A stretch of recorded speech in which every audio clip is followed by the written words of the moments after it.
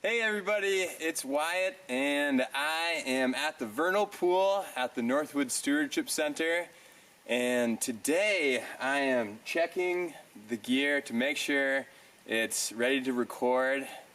We're recording data like temperature and audio because of all the amphibians that are coming to mate and lay eggs here, and so today is just a test run day.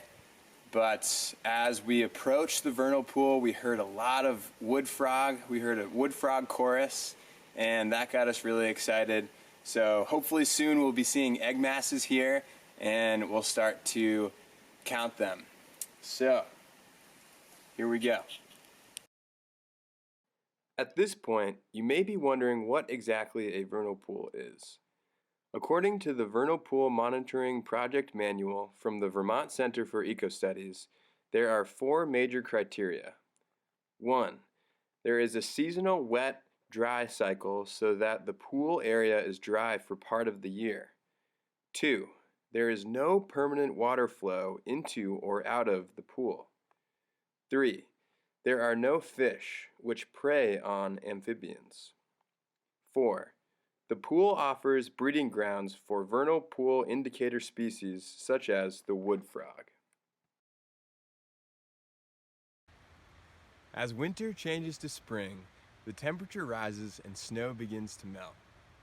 Soon, the ground is uncovered and animals that spent the winter here will begin to move around. Not only will amphibians begin to move around, but they will wait for the first warm rains of spring to migrate to water. Like reptiles, amphibians rely on their environment to heat up and cool down. This means that they are ectothermic. Amphibians migrate to water to reproduce by mating and then laying eggs in the water. One reason water is very important for amphibians is that water, gases, and other molecules can pass through the skin of amphibians, helping them survive. This means that their skin is permeable. Just like we need to breathe oxygen from the air, these amphibians can get oxygen from water through their skin. Amphibians are great indicators of environmental health because they are so intolerant of pollution. They are at risk of extinction worldwide, and we're gonna help them! Examples of common vernal pool inhabitants in Vermont include the wood frog, the spotted salamander, and the blue spotted salamander. Wood frogs exhibit different colors depending on the time of year. In spring, they are commonly rust-colored compared to the summer when they can range from brown to tan. You might recognize them first by a quack-like mating call that sounds like a duck.